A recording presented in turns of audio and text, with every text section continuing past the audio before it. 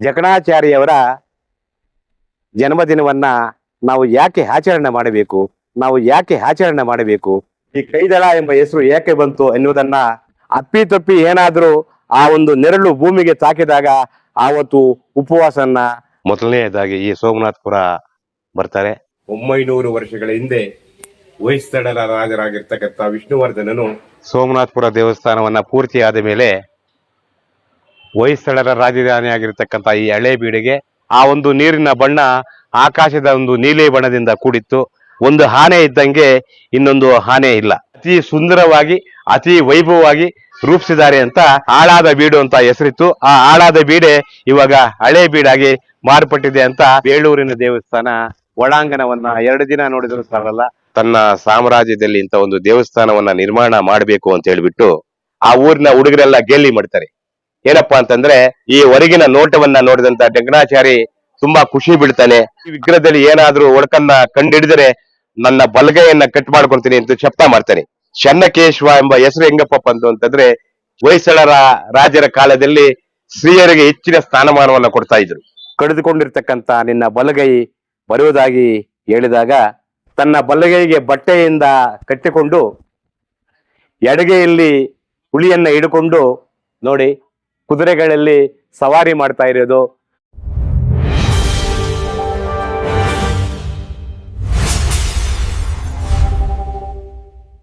ಗುರುಭ್ಯೋ ನಮಃ.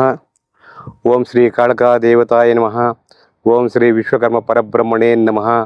ಓಂ ಶ್ರೀ ಮದ್ವಿರಾಟ ವೀರ ಬ್ರಹ್ಮೇಂದ್ರ ಸ್ವಾಮಿಯೇ ನಮಃ. ಎಲ್ಲರಿಗೂ ನಮಸ್ಕಾರ. ವಿಶ್ವಕರ್ಮ ಸಮುದಾಯದ ಎಲ್ಲ ನನ್ನ ರಕ್ತ ಕುಲಬಾಂಧವರಿಗೂ, ಕನ್ನಡ ನಾಡಿನ ಸಮಸ್ತ ನಾಗರಿಕ ಬಂಧುಗಳಿಗೂ, ಜಗತ್ತಿನ ಎಲ್ಲ ವಸ್ತುಗಳ ಸೃಷ್ಟಿಕರ್ತ ಬ್ರಹ್ಮಾಂಡ ಪ್ರಧಾನ ವಾಸ್ತುಶಿಲ್ಪಿ ವಿಶ್ವಕರ್ಮ ದೇವರ ಸಮುದಾಯದಲ್ಲಿ ಹುಟ್ಟಿರ್ತಕ್ಕಂಥ ಶ್ರೀ ಅಮರಶಿಲ್ಪಿ ಜಕಣಾಚಾರ್ಯವರ ಜನ್ಮದಿನಾಚರಣೆ ಅಂಗವಾಗಿ ಎಲ್ಲರಿಗೂ ಆರ್ಥಿಕ ಶುಭಾಶಯಗಳನ್ನು ಕೋರುತ್ತಾ 2026ರ ಈ ವರ್ಷ ಉತ್ತಮವಾದಂಥ ಒಂದು ಮಳೆಯಾಗಿ ರೈತರಿಗೆ ಲಾಭದಾಯಕವಾದಂಥ ಬೆಳೆಯಾಗಿ ನಾಡಿನ ಸಮಸ್ತ ನಾಗರಿಕರು ಸುಖ ಶಾಂತಿಯಿಂದ ಇರಲು ಆ ದೇವರಲ್ಲಿ ಬೇಡಿಕೊಳ್ಳುತ್ತಾ, ನಮ್ಮ ಕನ್ನಡ ನಾಡು ಕರ್ನಾಟಕ ರಾಜ್ಯ ಅನೇಕ ಮೇಧಾವಿಗಳ, ಅನೇಕ ತ್ಯಾಗ ಪುರುಷರ, ಅನೇಕ ಮಹನೀಯರ, ಅನೇಕ ಸತ್ಯವಂತರ, ಅನೇಕ ಆದರ್ಶ ಪುರುಷರ ಅನೇಕ ಸಂಸ್ಕರಣಾ ದಿನಾಚರಣೆಗಳನ್ನು ಮತ್ತು ಜಯಂತಿಗಳನ್ನು ಆಚರಿಸಿಕೊಂಡು ಬರ್ತಾ ಇದೆ. ಅಂತ ಒಂದು ಜಯಂತಿಗಳಲ್ಲಿ ಶ್ರೀ ವಿಶ್ವಕರ್ಮ ಸಮುದಾಯದಲ್ಲಿ ಹುಟ್ಟಿರ್ತಕ್ಕಂಥ ಅಮರಶಿಲ್ಪಿ ಶ್ರೀ ಜಕಣಾಚಾರ್ಯವರ ಸಂಸ್ಕರಣಾ ದಿನಾಚರಣೆಯು ಜನವರಿ 1ನೇ ತಾರೀಕು ಇಡೀ ನಮ್ಮ ಕರ್ನಾಟಕ ರಾಜ್ಯದಲ್ಲಿ ಆಚರಣೆ ಮಾಡ್ತೀವಿ. ಈ ಜಕಣಾಚಾರ್ಯವರ ಜನ್ಮದಿನವನ್ನ ನಾವು ಯಾಕೆ ಆಚರಣೆ ಮಾಡಬೇಕು, ಅದರ ಒಂದು ಮಹತ್ವ ಏನು, ಅವರ ಸಾಧನೆ ಏನು ಎನ್ನುವ ಅನೇಕ ಪ್ರಶ್ನೆಗಳು ಉದ್ಭವಿಸಿದಾಗ ನಮ್ಮ ಕರ್ನಾಟಕ ರಾಜ್ಯ 31 ಜಿಲ್ಲೆಗಳನ್ನು ಹೊಂದಿರತಕ್ಕಂಥ ಒಂದು ರಾಜ್ಯ. ಆ 31 ಜಿಲ್ಲೆಗಳಲ್ಲಿ ತುಮಕೂರು ಜಿಲ್ಲೆನೂ ಒಂದು. ಈ ತುಮಕೂರಿನಿಂದ 10 ಕಿಲೋಮೀಟರ್ ದೂರದಲ್ಲಿರ್ತಕ್ಕಂಥ ಸುಮಾರು 1000 ವರ್ಷಗಳ ಹಿಂದೆ ಕ್ರೀಡಾಪಿ ಪಟ್ಟಣ, ಕ್ರೀಡಾಪುರ ಎಂಬ ಹೆಸರನ್ನು ಪಡೆದಿರ್ತಕ್ಕಂಥ ಈ ಒಂದು ಕ್ಷೇತ್ರ, ಈಗ ಇದನ್ನ ಕೈದಳ ಎಂದು ಕರೆಯುತ್ತೇವೆ. ಈ ಕೈದಳ ಎಂಬ ಹೆಸರು ಏಕೆ ಬಂತು ಎನ್ನುವುದನ್ನ ಮುಂದೆ ಅದರ ಬಗ್ಗೆ ವಿಸ್ತಾರವಾಗಿ ತಿಳಿಸ್ತೀನಿ.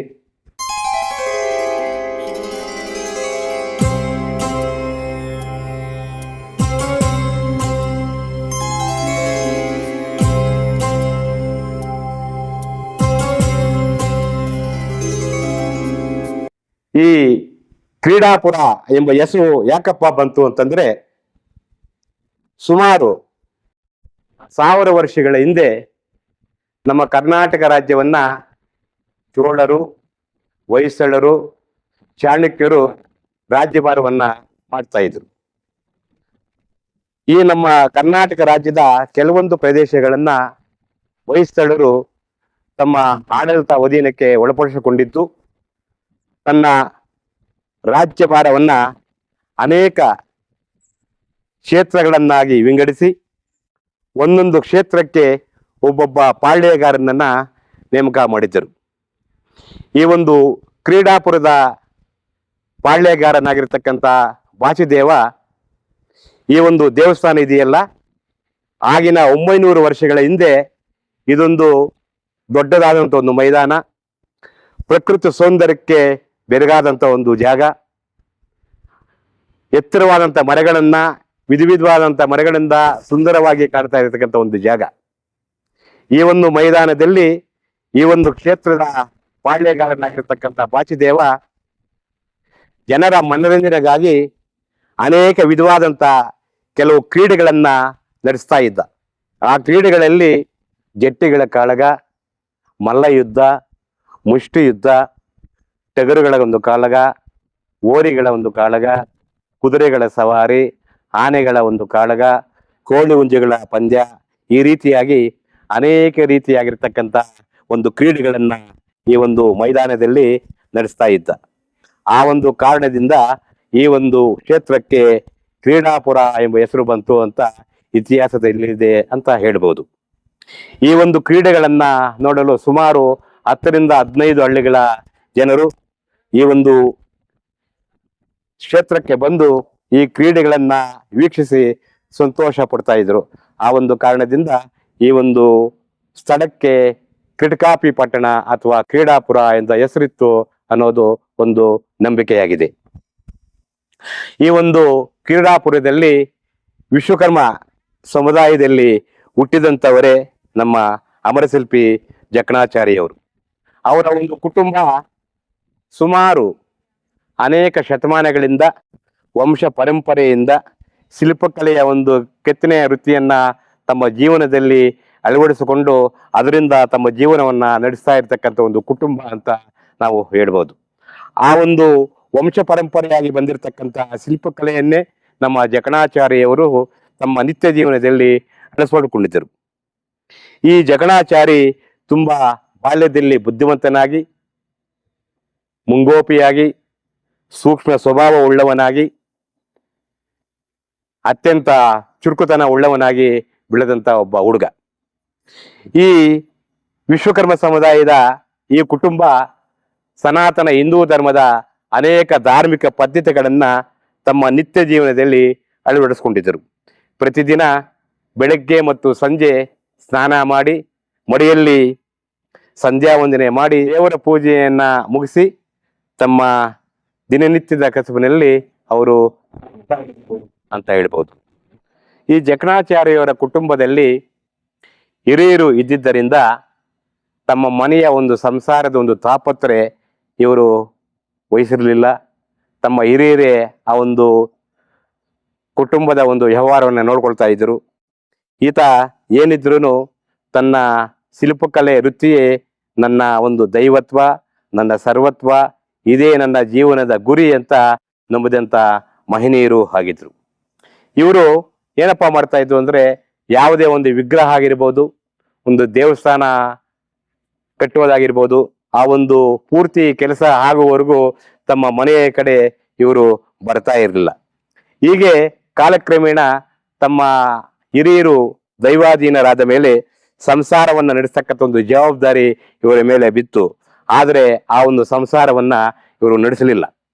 ಇದರಿಂದ ಬೇಸರಗೊಂಡಂತ ಹೆಂಡತಿ ಅನೇಕ ಸಾರಿ ಜಕಣಾಚಾರ್ಯವರನ್ನ ಭೇಟಿಯಾಗಿ, ನೀವು ಈ ಒಂದು ಶಿಲ್ಪಕಲೆಯ ವೃತ್ತಿಯನ್ನ ಬಿಡಿ, ನೀವು ಬೇರೆ ಯಾವುದಾದ್ರೂ ಒಂದು ವೃತ್ತಿಯನ್ನ ನಿಮ್ಮ ಜೀವನದಲ್ಲಿ ಬೆಳೆಸಿಕೊಳ್ಳಿ, ಈ ಒಂದು ಶಿಲ್ಪಕಲೆಯಿಂದ ನೀವು ಸಂಸಾರವನ್ನೇ ಬಿಟ್ಟಿದ್ದೀರಾ, ದಯವಿಟ್ಟು ಈ ವೃತ್ತಿಯನ್ನ ಬಿಡಿ ಅಂತ ಎಷ್ಟೋ ಸಾರಿ ಬೇಡಿದರೂ ಸಹ ಆ ಒಂದು ಮಾತಿಗೆ ಜಕಣಾಚಾರ್ಯವರು ಕಿವಿ ಕೊಡಲಿಲ್ಲ.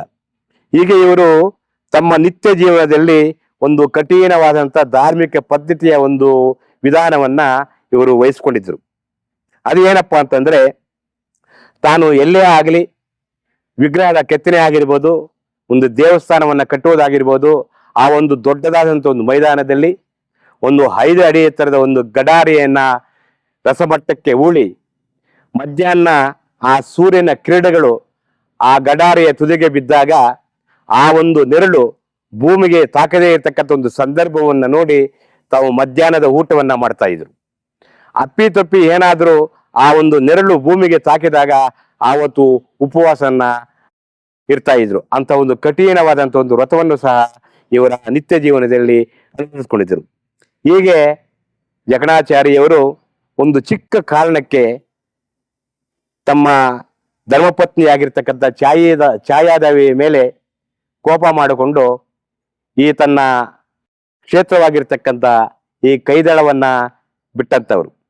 ಈ ಒಂದು ಕೈದಳವನ್ನ ಬಿಟ್ಟಂತ ಸಂದರ್ಭದಲ್ಲಿ ಪತ್ನಿಯಾಗಿರ್ತಕ್ಕಂಥ ಛಾಯಾದೇವಿ ಗರ್ಭವತಿಯಾಗಿದ್ಲು. ಧರ್ಮಪತ್ನಿಯಾಗಿರ್ತಕ್ಕಂಥ ಛಾಯಾದೇವಿಯನ್ನ ಬಿಟ್ಟು ದೇಶಾಂತರ ಹೊರಟರು. ಜಕಣಾಚಾರ್ಯವರು ತನ್ನ ಸ್ವಂತ ಊರನ್ನ ಬಿಟ್ಟು ಮೊದಲನೆಯದಾಗಿ ಈ ಸೋಮನಾಥಪುರ ಬರ್ತಾರೆ.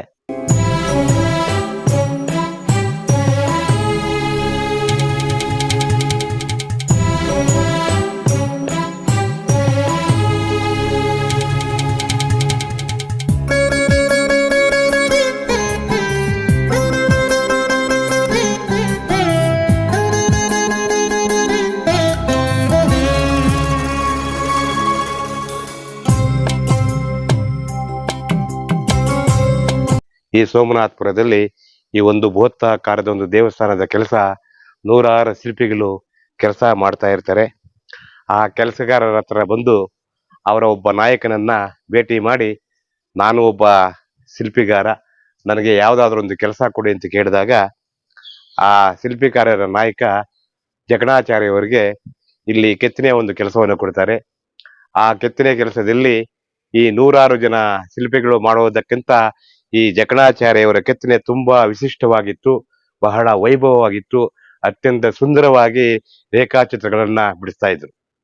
ಅದನ್ನ ನೂರಾರು ಶಿಲ್ಪಿಗಳು ನೋಡಿ ಈ ಒಂದು ಪೂರ್ತಿ ದೇವಸ್ಥಾನದ ಕೆಲಸವನ್ನ ಈ ಜಕಣಾಚಾರ್ಯವರಿಗೆ ಒಪ್ಪಿಸಿದ್ರು ಅಂತಕ್ಕಂಥದ್ದು ಒಂದು ಇತಿಹಾಸ ಇದೆ ಅಂತ ಹೇಳ್ಬಹುದು. ಸುಮಾರು 900 ವರ್ಷಗಳ ಹಿಂದೆ ಹೊಯ್ಸಳರ ರಾಜರಾಗಿರ್ತಕ್ಕಂಥ ವಿಷ್ಣುವರ್ಧನನು ಈ ಒಂದು ತನ್ನ ರಾಜ್ಯಭಾರವನ್ನ ಯಾವ ರೀತಿ ಆಳ್ತಾ ಇದ್ದ ಅಂತಕ್ಕಂಥ ಒಂದು ಜೀವನ ಚರಿತ್ರೆಯ ಒಂದು ಶೈಲಿಯನ್ನ ಈ ಶಿಲ್ಪಕಲೆಯ ಮೂಲಕ ಅತ್ಯಂತ ಸೂಕ್ಷ್ಮವಾಗಿ ರೂಪಿಸಿದ್ದಾರೆ. ಇದು ದೇವಸ್ಥಾನ ನಮ್ಮ ಇಡೀ ಕರ್ನಾಟಕದಲ್ಲಿ ಒಂದು ಇತಿಹಾಸವನ್ನ ಸೃಷ್ಟಿ ಮಾಡಿರ್ತಕ್ಕಂಥ ಒಂದು ದೇವಸ್ಥಾನ ಅಂತ ಹೇಳ್ಬೋದು. ಈ ಜಕಣಾಚಾರ್ಯವರ ಮೊದಲನೆಯ ದೇವಸ್ಥಾನ ಸೋಮನಾಥಪುರ ದೇವಸ್ಥಾನ, ಕೊನೆಯ ದೇವಸ್ಥಾನ ಬಂದು ಕೈದಳದ ದೇವಸ್ಥಾನ. ಸುಮಾರು ಈ ನಮ್ಮ ಕರ್ನಾಟಕ ರಾಜ್ಯದಲ್ಲಿ ಹೊಯ್ಸಳರ ಕಾಲದಲ್ಲಿ 92 ದೇವಸ್ಥಾನಗಳನ್ನ ನಿರ್ಮಾಣ ಮಾಡಿದ್ದಾರೆ ಅಂತಕ್ಕಂಥ ಒಂದು ಇತಿಹಾಸ ಇದೆ ಅಂತ ಹೇಳಿ. ಜಕಣಾಚಾರ್ಯವರು ಸೋಮನಾಥಪುರ ದೇವಸ್ಥಾನವನ್ನ ಪೂರ್ತಿ ಆದ ಮೇಲೆ ಹೊಯ್ಸಳರ ರಾಜಧಾನಿ ಆಗಿರತಕ್ಕಂಥ ಈ ಹಳೇಬೀಡಿಗೆ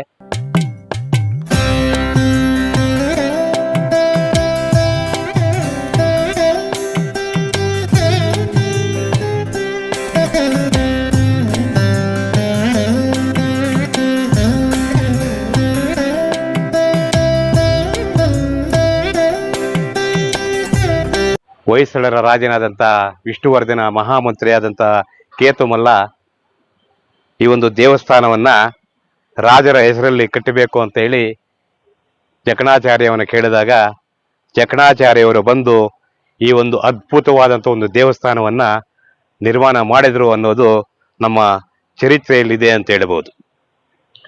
ಈ ಒಂದು ಹಳೇಬೀಡನ್ನ ದ್ವಾರ ಸಮುದ್ರ ಅಂತ ಕರೀತಾ ಇದ್ರು. ದ್ವಾರ ಸಮುದ್ರ ಅಂದ್ರೆ ಈ ಒಂದು ದೇವಸ್ಥಾನದ ಮುಂಭಾಗದಲ್ಲಿರ್ತಕ್ಕಂಥ ಒಂದು 800 ಎಕರೆ ಇರತಕ್ಕಂಥ ಒಂದು ದೊಡ್ಡದಾದಂಥದ್ದು ಕೆರೆ.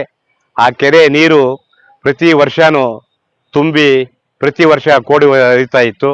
ಆ ಒಂದು ನೀರಿನ ಬಣ್ಣ ಆಕಾಶದ ಒಂದು ನೀಲಿ ಬಣ್ಣದಿಂದ ಕೂಡಿತ್ತು. ಆ ಒಂದು ಕಾರಣದಿಂದ ಈ ಒಂದು ಊರಿಗೆ ದ್ವಾರಕಾ ಸಮುದ್ರ ಅಂತ ಹೆಸರು ಬಂತು ಅಂತ ಒಂದು ಚರಿತ್ರೆ ಇತಿಹಾಸ ಇದೆ. ಈ ಒಂದು ದೇವಸ್ಥಾನದ ಒಂದು ಶಿಲ್ಪಕಲೆ ಹೊಯ್ಸಳ ರಾಜರ ಒಂದು ಜೀವನ ಚರಿತ್ರೆಯನ್ನ ಕೆಲವು ಹಂತಗಳ ಶಿಲ್ಪಕಲೆಯ ಮೂಲಕ ಸಂಕೇತವನ್ನ ರೂಪಿಸಿದ್ದಾರೆ. ಮೊದಲನೇ ಹಂತವಾಗಿ ಆನೆಗಳ ಚಿತ್ರವನ್ನ ರೂಪಿಸಿದ್ದಾರೆ. ಒಂದು ಆನೆ ಇದ್ದಂಗೆ ಇನ್ನೊಂದು ಆನೆ ಇಲ್ಲ. ಇದೇನಪ್ಪಾ ಅಂತಂದ್ರೆ ಆನೆ ತುಂಬಾ ಬಲಿಷ್ಠವಾದಂತ ಒಂದು ಪ್ರಾಣಿ, ಹೆಚ್ಚು ಭಾರವನ್ನ ಹೊರೆಯತಕ್ಕಂಥ ಒಂದು ಪ್ರಾಣಿ. ಇಂಥ ಒಂದು ರಾಜನಾಗಿರ್ತಕ್ಕಂಥ ಹೊಯ್ಸಳ ರಾಜರ ರಾಜಮನೆತವರು ಇಂಥ ಆ ಒಂದು ಆಡಳಿತದಲ್ಲಿ ಅಷ್ಟು ಬಲಿಷ್ಠರಾಗಿದ್ದರು, ಅಷ್ಟು ಅದ್ಭುತವಾಗಿ ತನ್ನ ಸಾಮ್ರಾಜ್ಯವನ್ನ ಆಳ್ವಿಕೆ ನಡೆಸ್ತಾ ಇದ್ರು ಅನ್ನೋದಕ್ಕೆ ಮೊದಲನೇ ಸಂಕೇತವಾಗಿ ಈ ಆನೆಗಳ ಮುಖಾಂತರ ರೂಪಿಸಿದ್ದಾರೆ ಅಂತ ಹೇಳುವುದುಂಟು. ಎರಡನೆಯದಾಗಿ ಸಿಂಹಗಳ ಒಂದು ಚಿತ್ರದೊಂದಿಗೆ ಈ ಒಂದು ದೇವಸ್ಥಾನವನ್ನ ರೂಪಿಸಿದ್ದಾರೆ. ಸಿಂಹದ ಈ ಒಂದು ಅತಿ ಶಕ್ತಿಯುತವಾದಂತ ಒಂದು ಪ್ರಾಣಿ, ಅತಿ ಸಾಹಸವಂತವಾದಂತ ಪ್ರಾಣಿ. ಹಾಗೆಯೇ ಹೊಯ್ಸಳ ರಾಜರು ಸಹ ಅಷ್ಟೇ ಸಾಹಸವಂತವಾಗಿದ್ದರು ಅನ್ನೋದಕ್ಕೆ ಈ ಒಂದು ಸಂಕೇತದ ರೂಪದಲ್ಲಿ ಈ ದೇವಸ್ಥಾನದಲ್ಲಿ ರೂಪಿಸಿದ್ದಾರೆ ಅನ್ನೋದು ಇತಿಹಾಸದ ಒಂದು ಹಿನ್ನೆಲೆ. ಹಾಗೆ ಮೂರನೆಯದಾಗಿ ಈ ಒಂದು ಕುದುರೆಗಳ ಒಂದು ಚಿತ್ರದಿಂದ ಮೂರನೇ ಹಂತವನ್ನ ರೂಪಿಸಿದ್ದಾರೆ. ಈ ಮೂರನೇ ಹಂತ ಕುದುರೆ ಅಂತಂದ್ರೆ ತುಂಬಾ ತುಂಬಾ ಶಕ್ತಿಯುತವಾದಂತಹ ಒಂದು ಪ್ರಾಣಿ ಮತ್ತು ಅತಿ ವೇಗವಾಗಿ ಓಡ್ತಕ್ಕಂಥ ಒಂದು ಪ್ರಾಣಿ. ಆಗಿನ ಕಾಲದ ಹೊಯ್ಸಳ ರಾಜರ ಒಂದು ಸಾಮ್ರಾಜ್ಯನೂ ಅಷ್ಟೇ ಅಭಿವೃದ್ಧಿಯಲ್ಲಿ ಕುದುರೆಗಳ ಓಡದಂತೆ ತನ್ನ ಸಾಮ್ರಾಜ್ಯವನ್ನ ಹಬ್ಬಿಸ್ತಾ ಇದ್ರು ಅನ್ನೋದಕ್ಕೆ ಇದೊಂದು ಸಂಕೇತವಾಗಿದೆ. ನಾಲ್ಕನೇ ಸಂಕೇತವಾಗಿ ಹೂವು ಮತ್ತು ಬಳ್ಳಿಯಿಂದ ರೂಪಿಸಿದ್ದಾರೆ. ಈ ಸಂಕೇತ ಏನಪ್ಪಾ ತೋರಿಸುತ್ತಾ ಇದೆ ಅಂದ್ರೆ ಆಗಿನ ಕಾಲದ ಹೊಯ್ಸಳ ರಾಜರು ತನ್ನ ಪ್ರಜೆಗಳನ್ನ ಮೃದುವಾದ ಹೂವಿನ ಮನಸ್ಸಿನಿಂದ ನೋಡ್ತಾ ಇದ್ರು, ತನ್ನ ಸಾಮ್ರಾಜ್ಯವನ್ನ ಈ ಬಳ್ಳಿಯಂತೆ ಹಬ್ಬಿಸ್ತಾ ಇದ್ರು ಅನ್ನೋದಕ್ಕೆ ಇದು ಹೂವಿನ ಸಂಕೇತದ ಸಂಕೇತದಿಂದ ಈ ಒಂದು ದೇವಸ್ಥಾನವನ್ನ ರೂಪಿಸಿದ್ದಾರೆ. ಹಾಗೆ ಈ ಒಂದು ದೇವಸ್ಥಾನವನ್ನ 12 ಸ್ಟೆಪ್ಗಳ ಮುಖಾಂತರ ಈ ದೇವಸ್ಥಾನವನ್ನ ಅತಿ ಸುಂದರವಾಗಿ ಅತಿ ವೈಭವವಾಗಿ ರೂಪಿಸಿದ್ದಾರೆ ಅಂತ ಈ ಒಂದು ನಾವು ಶಿಲ್ಪಕಲೆ ನೋಡುವ ಮುಖಾಂತರ ತಾವು ಹೇಳಬಹುದು. ಹಾಗೆ ಈ ಒಂದು ದೇವಸ್ಥಾನವನ್ನ ಆಗಿನ ಕಾಲದ ದೆಹಲಿ ದಂಡನಾಯಕನಾಗಿರ್ತಕ್ಕಂಥ ಅಲಾವುದ್ದೀನ್ ಖಿಲ್ಜಿ ಅವರು ದಂಡಯಾತ್ರೆ ಮಾಡಿದಂತ ಸಂದರ್ಭದಲ್ಲಿ ಈ ದೇವಸ್ಥಾನದ ಕೆಲವೊಂದು ಭಾಗಗಳನ್ನ ಭಿನ್ನ ಮಾಡಿದ್ದಾರೆ. ಕಾರಣ ಏನಪ್ಪಾ ಅಂತಂದ್ರೆ ಈ ಒಂದು ಹಿಂದೂ ದೇವಸ್ಥಾನಗಳನ್ನ ನಾಶ ಮಾಡಬೇಕು ಅನ್ನೋದು ಒಂದು ಕಾರಣ. ಆದರೆ ಮತ್ತೊಂದು ಕಾರಣ ಈ ಒಂದು ದೇವಸ್ಥಾನಗಳಲ್ಲಿ ಈ ಆಗಿನ ಕಾಲದ ರಾಜರುಗಳು ಅನೇಕ ರೀತಿಯ ಒಂದು ಮುತ್ತು ರತ್ನಗಳನ್ನ ಚಿನ್ನದ ನಾಣ್ಯಗಳನ್ನ ದೇವಸ್ಥಾನದಲ್ಲಿ ಮಡಗಿರ್ತಾರೆ, ಅದನ್ನ ದೋಚಿಕೊಂಡು ಹೋಗ್ಬೇಕು ಅಂತಕ್ಕಂಥ ಒಂದು ನಿರ್ಧಾರವನ್ನು ತಗೊಂಡು ಅನೇಕ ದೇವಸ್ಥಾನಗಳನ್ನ ಆಗಿನ ಕಾಲದಲ್ಲಿ ಈ ರೀತಿ ಒಡೆದಾಕಿದ್ದಾರೆ ಅಂತಾನು ಹೇಳ್ಬಹುದು. ಹಾಗೆ ಈ ದೇವಸ್ಥಾನ ಮತ್ತು ಈ ಊರನ್ನ ಆಗಿನ ಕಾಲದ ಮುಸಲ್ಮಾನರು ದಂಡಯಾತ್ರೆ ಮಾಡಿ ಧ್ವಂಸ ಮಾಡಿರೋದ್ರಿಂದ ಈ ಊರಿಗೆ ಆಳಾದ ಬೀಡು ಅಂತ ಹೆಸರಿತ್ತು. ಆ ಆಳಾದ ಬೀಡೆ ಇವಾಗ ಹಳೆ ಬೀಡಾಗಿ ಮಾರ್ಪಟ್ಟಿದೆ ಅಂತ ನಮ್ಮ ಇತಿಹಾಸದಲ್ಲಿದೆ ಅಂತ ಹೇಳ್ಬೋದು. ನೋಡಿ, ಸುಮಾರು 1000 ವರ್ಷಗಳ ಹಿಂದೆನೆ ಇಂಥ ವೈಭವದ ಶಿಲ್ಪಕಲೆಯನ್ನು ಹೊಂದಿರತಕ್ಕಂಥ ಶಿಲ್ಪಕಾರರು ಇದ್ರು ಅಂದ್ರೆ ನಂಬಕ್ಕೆ ಆಗಲ್ಲ. ಈಗಿನ ಕಾಲದಲ್ಲಂತೂ ಯಂತ್ರಗಳ ಯುಗ, ಯಂತ್ರಗಳ ಕಾಲ, ಕಂಪ್ಯೂಟರ್ ಯುಗ ಅಂತ ಹೇಳ್ಬೋದು. ಆ ಯಂತ್ರಗಳಿಂದಲೂ ಸಹ ಇಂಥ ವಿಚಿತ್ರವಾದಂಥ ಚಿತ್ರಗಳನ್ನು ಬಿಡಿಸಲು ಸಾಧ್ಯವಿಲ್ಲ. ಅಂತ ಕಾಲದಲ್ಲೇ ಮಹಾನುಭಾವರಾದಂಥ ಜಕಣಾಚಾರ್ಯವರು ಅಷ್ಟೊಂದು ಸೂಕ್ಷ್ಮವಾಗಿ, ಅಷ್ಟೊಂದು ವೈಭವವಾಗಿ, ಅಷ್ಟೊಂದು ಅದ್ಭುತವಾಗಿ, ಅಷ್ಟೊಂದು ವಿಚಿತ್ರವಾಗಿ ಈ ದೇವಸ್ಥಾನವನ್ನ ರೂಪಿಸಿದ್ದಾರೆ ಅಂದ್ರೆ ತಾವೆಲ್ಲರೂ ಸಹ ಅವರಿಗೆ ಒಂದು ಕೃತಜ್ಞತೆಗಳನ್ನ ಸಲ್ಲಿಸಬೇಕಾದದ್ದು ನಮ್ಮ ಒಂದು ಕರ್ತವ್ಯ ಅಂತ ಹೇಳ್ಬಹುದು. ಈ ಒಂದು ದೇವಸ್ಥಾನದ ಒಂದು ವಿಶೇಷ ಏನಪ್ಪಾ ಅಂತಂದ್ರೆ ಬೇಳೂರಿಗೂ ಹಳೇಬೀಡಿಗೂ ಇರ್ತಕ್ಕಂಥ ಒಂದು ವ್ಯತ್ಯಾಸ ಅಂತಂದ್ರೆ ಈ ಹಳೇಬೀಡಿನ ಒಂದು ಹೊರಾಂಗಣ ಶಿಲ್ಪಕಲೆಯನ್ನ ದಿನ ಪೂರ್ತಿ ನೋಡೋದು ಸಾಲಲ್ಲ. ಅಷ್ಟೊಂದು ವೈಭವವಾಗಿ ಕೆತ್ತನೆ ಆಗಿರ್ತಕ್ಕಂಥ ದೇವಸ್ಥಾನ ಅಂದ್ರೆ ಹಳೇಬೀಡು. ಅದೇ ರೀತಿಯಾಗಿ ಬೇಳೂರಿನ ದೇವಸ್ಥಾನ ಒಳಾಂಗಣವನ್ನ 2 ದಿನ ನೋಡಿದ್ರು ಸಾಲಲ್ಲ. ಆ ರೀತಿಯಾಗಿ ಕೆತ್ತನೆ ಮಾಡಿದಂಥವರು ನಮ್ಮ ಅಮರಶಿಲ್ಪಿ ಜಕಣಾಚಾರಿ ಅಂತ ಈ ಸಂದರ್ಭದಲ್ಲಿ ಹೇಳ್ಬೋದು. ಮನುಷ್ಯನಾಗಿ ಹುಟ್ಟಿದ್ದೀವಿ, ಹುಟ್ಟು ಉಚಿತ, ಸಾವು ಖಚಿತ ಅಂತ ಒಂದು ಈ ಜೀವನದಲ್ಲಿ ಇಂಥ ವೈಭವದ ಒಂದು ವಿಚಿತ್ರವಾಗಿರ್ತಕ್ಕಂಥ ಒಂದು ದೇವಸ್ಥಾನದ ಶಿಲ್ಪಕಲೆಯನ್ನ ನಾವು ಒಮ್ಮೆಯಾದರೂ ಭೇಟಿ ಕೊಟ್ಟು ನೋಡ್ಬೇಕಾಗಿರೋದು ನಮ್ಮ ಕರ್ತವ್ಯ ಅಂತ ಹೇಳೋದಕ್ಕೆ ನಾನು ಇಷ್ಟಪಡ್ತೀನಿ. ಅಮರಶಿಲ್ಪಿ ಜಕಣಾಚಾರ್ಯ ಅವರು ನಿರ್ಮಿಸುವ ದೇವಸ್ಥಾನಗಳಲ್ಲಿ ಇದು 3ನೇ ದೇವಸ್ಥಾನ. ಮೊದಲನೇ ದೇವಸ್ಥಾನ ಬಂದು ಸೋಮನಾಥಪುರ, 2ನೇ ದೇವಸ್ಥಾನ ಬಂದು ಹಳೇಬೀಡು, 3ನೇ ದೇವಸ್ಥಾನ ಬೇಳೂರಿನ ಈ ಚೆನ್ನಕೇಶ್ವರ ದೇವಸ್ಥಾನ. ಈ ದೇವಸ್ಥಾನದ ಮಹಿಮೆಯನ್ನ ನಾವು ಪೂರ್ತಿಯಾಗಿ ತಿಳಿಯೋಣ ಬನ್ನಿ.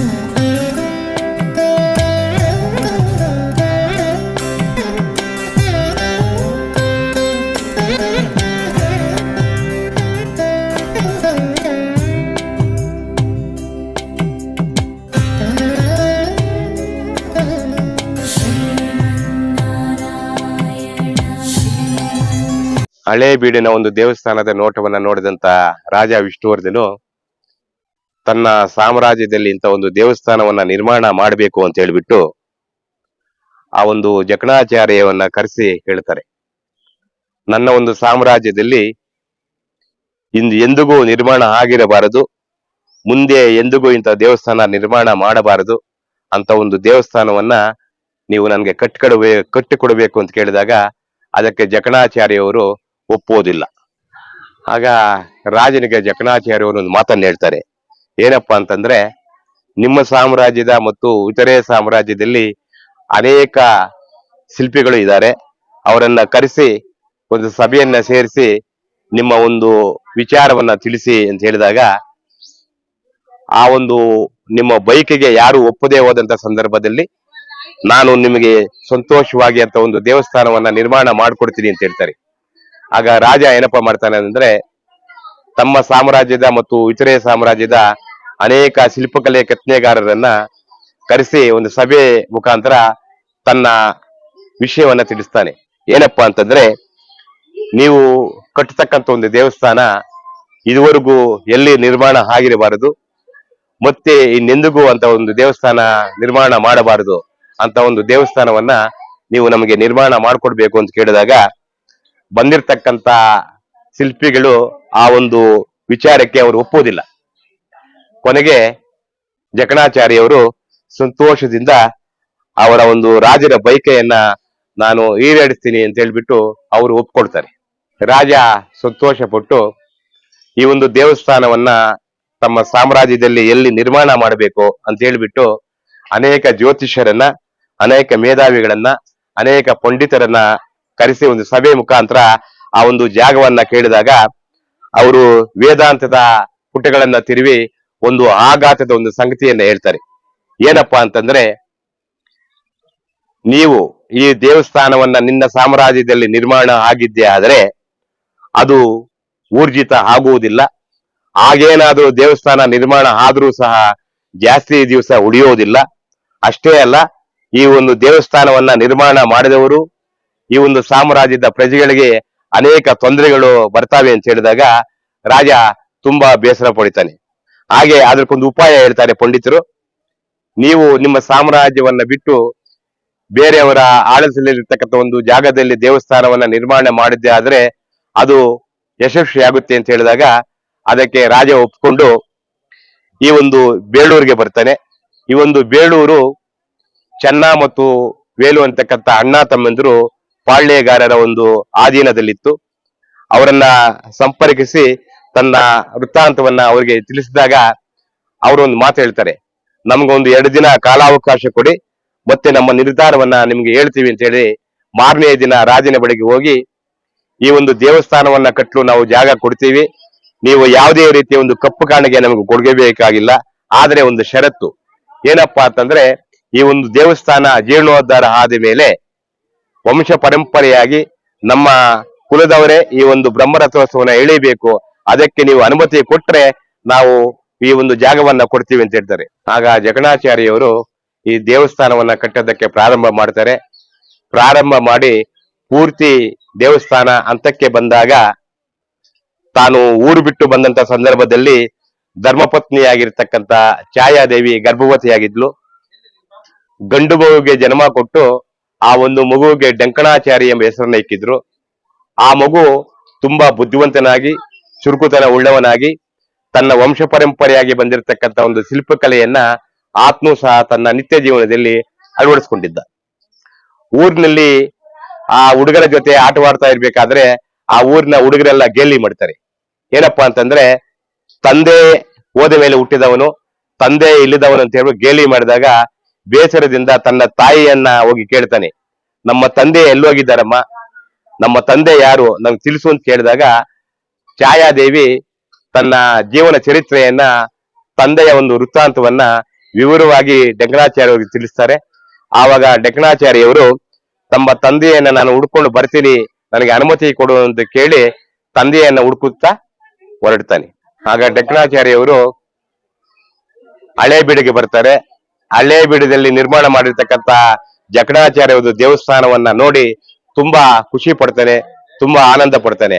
ಅಷ್ಟೊಂದು ವೈಭವವಾಗಿ ದೇವಸ್ಥಾನವನ್ನ ಕಟ್ಟಿದವರು ಯಾರು, ಅವರನ್ನ ನಾನು ಭೇಟಿ ಆಗ್ಬೇಕು ಅಂತ ಅಲ್ಲಿ ಕೇಳಿದಾಗ ಅವ್ರು ಹೇಳ್ತಾರೆ, ಬೇಳೂರಿನಲ್ಲಿ ಚನ್ನಕೇಶವನ ದೇವಸ್ಥಾನ ನಿರ್ಮಾಣ ಮಾಡಲು ಆ ಮಹಾರಾಜರು ಕರ್ಕೊಂಡು ಹೋಗಿದ್ದಾರೆ, ಅಲ್ಲಿ ದೇವಸ್ಥಾನವನ್ನ ನಿರ್ಮಾಣ ಮಾಡ್ತಾ ಇದ್ದಾರೆ ಅಂತ ಹೇಳಿದಾಗ ಅಲ್ಲಿಂದ ಬೇಳೂರಿಗೆ ಬರ್ತಾನೆ.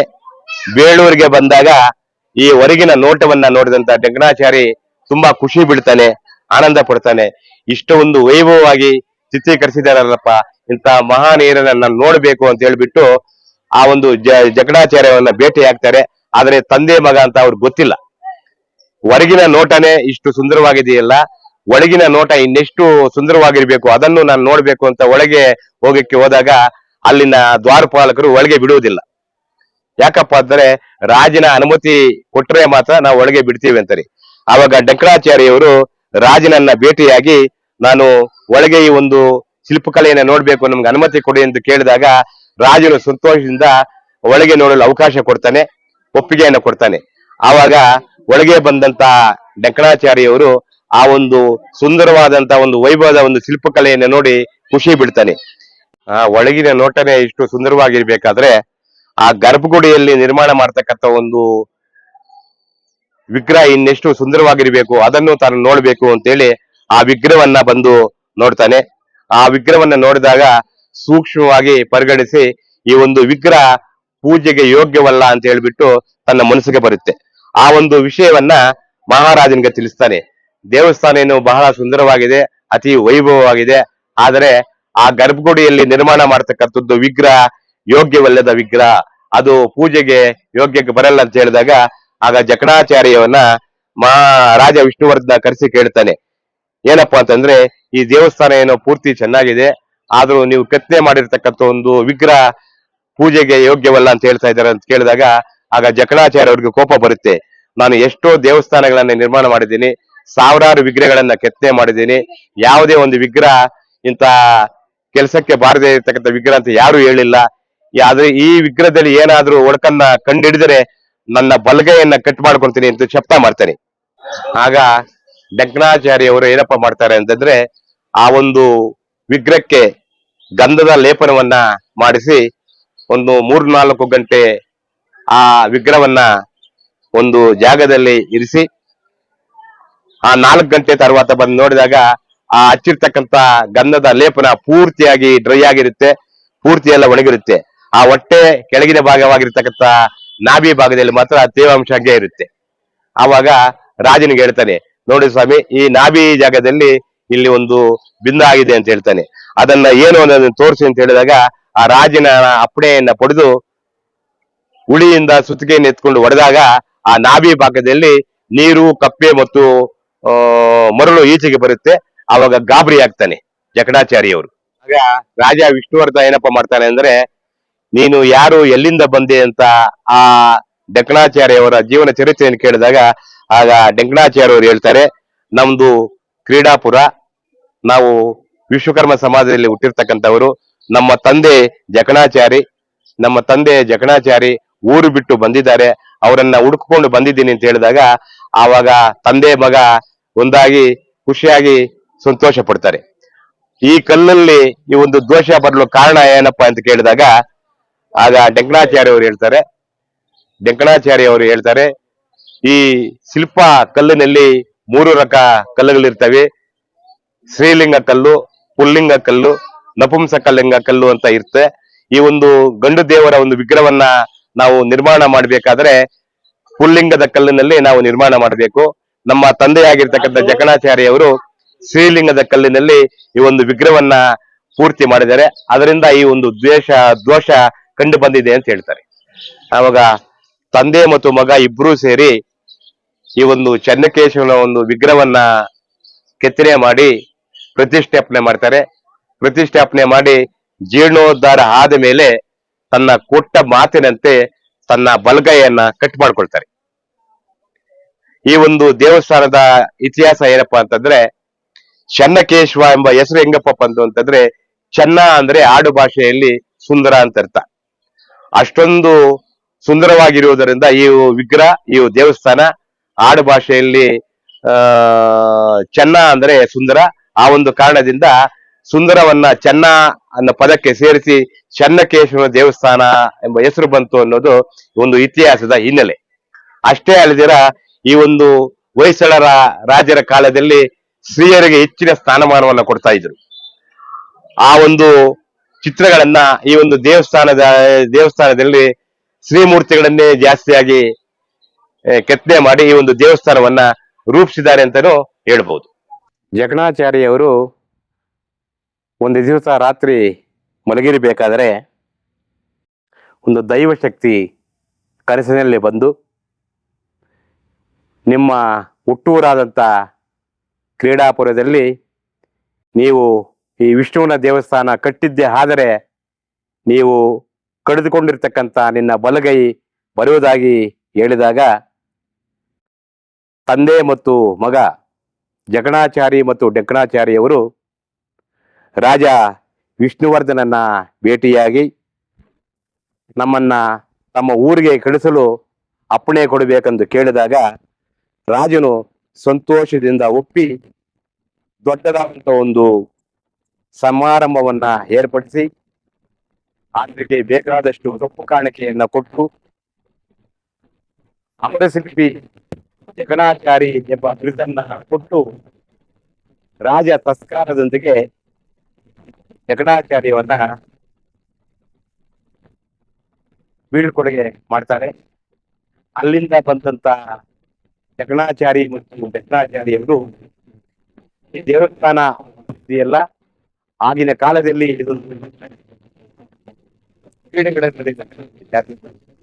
ಈ ಜಾಗದಲ್ಲಿ ತಂದೆ ಮತ್ತು ಮಗ ಇಬ್ಬರು ಬಂದು ಇಲ್ಲಿ ಈ ಒಂದು ದೇವಸ್ಥಾನವನ್ನ ನಿರ್ಮಾಣ ಮಾಡಿದರು ಅಂತಕ್ಕಂಥ ಒಂದು ಇತಿಹಾಸ ಇದೆ ಅಂತ ಹೇಳ್ಬೋದು.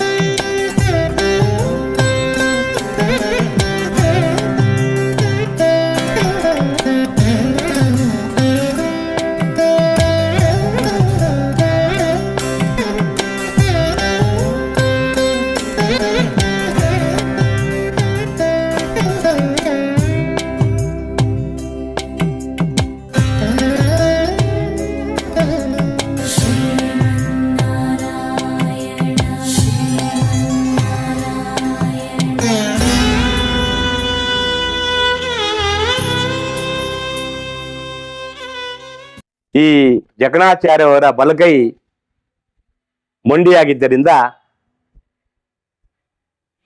ಸುತ್ತಿಗೆ ತನ್ನ ಬಲಗೈಗೆ ಬಟ್ಟೆಯಿಂದ ಕಟ್ಟಿಕೊಂಡು ಎಡಗೈಯಲ್ಲಿ ಹುಳಿಯನ್ನ ಹಿಡ್ಕೊಂಡು ಈ ಒಂದು ದೇವಸ್ಥಾನದ ಅನೇಕ ರೀತಿಯ ವಿಗ್ರಹಗಳನ್ನ ಕೆತ್ತನೆ ಮಾಡುತ್ತಾ ಈ ಒಂದು ದೇವಸ್ಥಾನವನ್ನ ನಿರ್ಮಾಣ ಮಾಡಿದರು ಅಂತಕ್ಕಂಥ ಒಂದು ಇತಿಹಾಸ ಇದೆ ಅಂತ ಹೇಳ್ಬೋದು.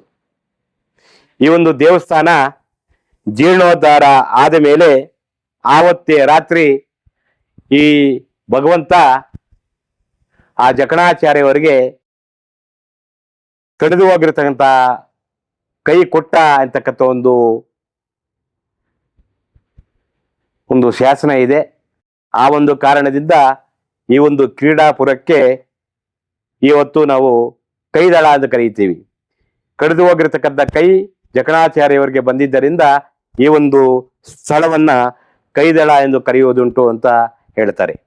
ಹೀಗೆ ಇಡೀ ಕರ್ನಾಟಕದಲ್ಲಿ ಶಿಲ್ಪಕಲೆಯಲ್ಲಿ ಅತಿ ಪ್ರಸಿದ್ಧಿಯನ್ನ ಪಡೆದಿರ್ತಕ್ಕಂಥ ನಮ್ಮ ನಾಡು, ಆ ಶಿಲ್ಪಕಲೆ ವೈಭವನ್ನ ಎತ್ತಿ ತೋರಿಸಿರ್ತಕ್ಕಂಥ ಜಕಣಾಚಾರ್ಯ ಮತ್ತು ಜಕಣಾಚಾರ್ಯವರ ಹೆಸರು ಈ ಕರ್ನಾಟಕ ರಾಜ್ಯದಲ್ಲಿ ಎಂದೆಂದಿಗೂ ಇರಬೇಕು, ಚಿರಸ್ಮರಣೀಯವಾಗಿರ್ಬೇಕು ಅಂತ ಹೇಳಿಬಿಟ್ಟು ನಮ್ಮ ಘನ ಸರ್ಕಾರ ಜನವರಿ 1ನೇ ತಾರೀಕು ಅಮರಶಿಲ್ಪಿ ಜಕಣಾಚಾರ್ಯವರ ಜಯಂತಿಯನ್ನ ಏರ್ಪಡಿಸಿದೆ ಅಂತ ಹೇಳುತ್ತಾ, ಇವತ್ತು ಈ ಜಕಣಾಚಾರ್ಯವರ ಜೀವನ ಚರಿತ್ರೆಯನ್ನ ಅವರು ಒಂದು ಸ್ವಂತ ಸ್ಥಳಕ್ಕೆ ಹೋಗಿ ಪ್ರತಿಯೊಂದು ದೇವಸ್ಥಾನದ ಪ್ರತಿಯೊಂದು ಸ್ಥಳಕ್ಕೆ ಹೋಗಿ ಅವರ ಒಂದು ಇತಿಹಾಸವನ್ನ ಹೇಳುವುದರ ಮುಖಾಂತರ, ಮಾಧ್ಯಮದ ಮುಖಾಂತರ ತಮಗೆ 4 ಮಾತುಗಳನ್ನು ಆಡಲು ಅವಕಾಶ ಮಾಡಿಕೊಟ್ಟಂತ ತಮಗೆಲ್ಲರಿಗೂ ನನ್ನ ವಂದನೆಗಳು. ಜೈ ವಿಶ್ವಕರ್ಮ, ಜೈ ಅಮರಶಿಲ್ಪಿ ಜಕಣಾಚಾರಿ. ಆಗಿನ ಕಾಲದಲ್ಲಿ ಕ್ರೀಡಾಪುರ ಎಂಬ ಹೆಸರು ಯಾಕೆ ಬಂತಪ್ಪ ಅಂತಂದ್ರೆ, ಈ ಒಂದು ದೇವಸ್ಥಾನದ ಚರಿತ್ರೆ ಇತಿಹಾಸದಲ್ಲೇ ತೋರಿಸಿದ್ದಾರೆ ನೋಡಿ. ಕುದುರೆಗಳಲ್ಲಿ ಸವಾರಿ ಮಾಡ್ತಾ ಇರೋದು, ಹಾಗೆ ಆನೆಗಳ ಒಂದು ಕಾಳಗ, ಜಟ್ಟಿಗಳ ಒಂದು ಕಾಳಗ, ಮತ್ತೆ ಈ ಕಡೆನೂ ಇದೆ ನೋಡಿ. ಈ ಕಡೆನೂ ಸಹ ಅದೇ ರೀತಿಯ ವಿನ್ಯಾಸದ ರೀತಿಯಲ್ಲಿ ಅನೇಕ ಚಿತ್ರಗಳನ್ನ ವಿಂಗಡಿಸಿ ಆಗಿನ ಕಾಲದ ಹೊಯ್ಸಳ ರಾಜರು ಈ ಒಂದು ಕ್ರೀಡೆಗಳಿಗೆ ಹೆಚ್ಚಿನ ಪ್ರಾಮುಖ್ಯತೆಯನ್ನು ಕೊಟ್ಟಿದ್ದರು ಅನ್ನೋದಕ್ಕೆ ಸಾಕ್ಷಿ ಆಧಾರಗಳು ಸಹ ನಾವು ಕಣ್ಣಾರೆ ನೋಡಬಹುದು.